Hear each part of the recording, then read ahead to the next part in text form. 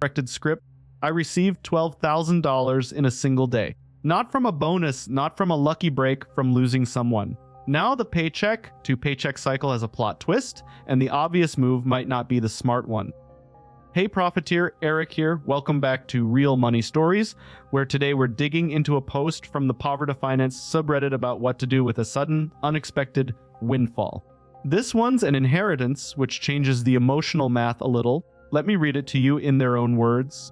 I've been living pretty much paycheck to paycheck for the last few years and don't really have any meaningful savings. A close relative recently passed away and unexpectedly left me $12,000. This is by far the most money I've ever had sitting in my account at one time, so I'm trying to be careful with it instead of making an impulsive decision. My initial thought is to put it into a separate high-yield savings account and leave it alone. My long-term goal is to buy a home someday, so I figured this could be the start of a down payment fund. I know $12,000 isn't enough to buy a house, but it's a lot better than starting from zero. If you were in my position, would you do anything differently? Pay off debt, invest some of it, build an emergency fund first, or just let it sit until I need it? I'm interested in hearing how others would approach it. Okay, first thing I want to say, reading this, I'm sorry for the loss.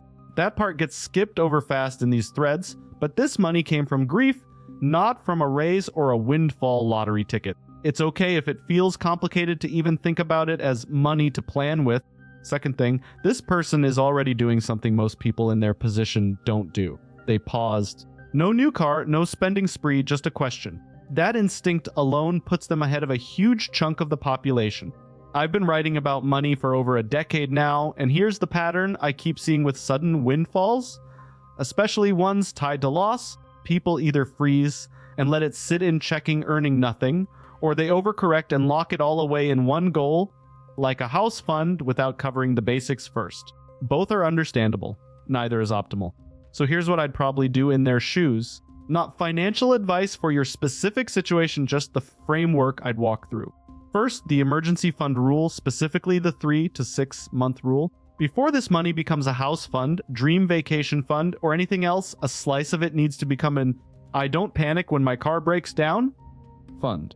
And here's why that comes first. Someone living paycheck to paycheck, almost by definition, has no buffer. One surprise expense, a $600 repair, a $900 medical bill, and without a cushion, that expense goes on a credit card at 20+% interest. The emergency fund isn't about growth, it's about never having to borrow your way out of bad luck again. Concrete next step, figure out 1 month of essential expenses, rent, utilities, food, minimum, debt payments, multiply by 3, and that's the floor. For a lot of people in this exact situation, that lands somewhere between $3,000 and $6,000.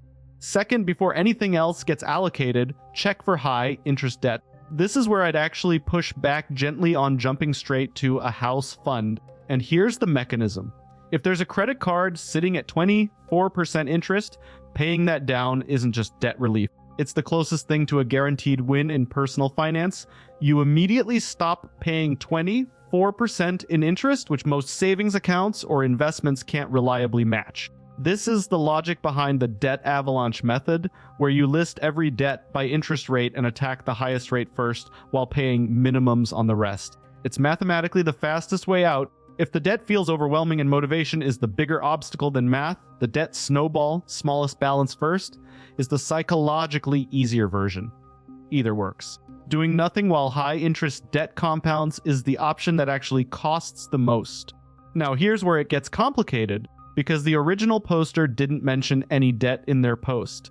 No credit cards, no loans, nothing, which means, on the surface, their instinct to just park it all in a high-yield savings account for a house might already be right, but there's a wrinkle most people miss here, and it's this: no meaningful savings, and paycheck to paycheck for years usually means somewhere there's been small debt cycling in and out, even if it's not top of mind when writing a Reddit post at 11 p.m. So step 1 before locking anything into a house fund is a real honest accounting. Every account, every card, every balance written down in one place. Third, once the floor is covered, the 50-30-20 framework becomes useful, not for this lump sum exactly, but for making sure the windfall doesn't just get reabsorbed into the paycheck to paycheck pattern it's supposed to break. 50% needs, 30% wants, 20% savings and debt paydown applied going forward to the regular paycheck. And here's why that matters. A $12,000 inheritance can fix a moment, but it can't fix a spending pattern by itself. If the underlying month-to-month cash flow doesn't change, this money buys a few months of breathing room, and then the exact same stress comes right back. The framework isn't about being restrictive, it's a name for making sure income has a job before it hits the checking account. Fourth, and only after the first three, the house down payment fund. Their instinct to open a separate high-yield savings account for this is genuinely a good one. And here's why separating it psychologically and physically makes it much harder to accidentally spend. A high-yield account right now also earns meaningfully more than a regular savings account, while keeping the money completely liquid and safe for a goal that's probably years away. A down payment isn't the place for market risk. If the house is 5+ years out, some might eventually consider a modest, diversified investment approach, something like a broad index fund for a portion of it. But that's a conversation for a qualified financial advisor who knows the full picture, not a YouTube script. Just a friendly reminder that this episode is intended for entertainment and education purposes only and should not be considered financial or legal advice. Everyone's situation is different, and it's worth talking to a qualified financial advisor about yours specifically, especially with a decision this size. So here's the order I'd actually walk through it in.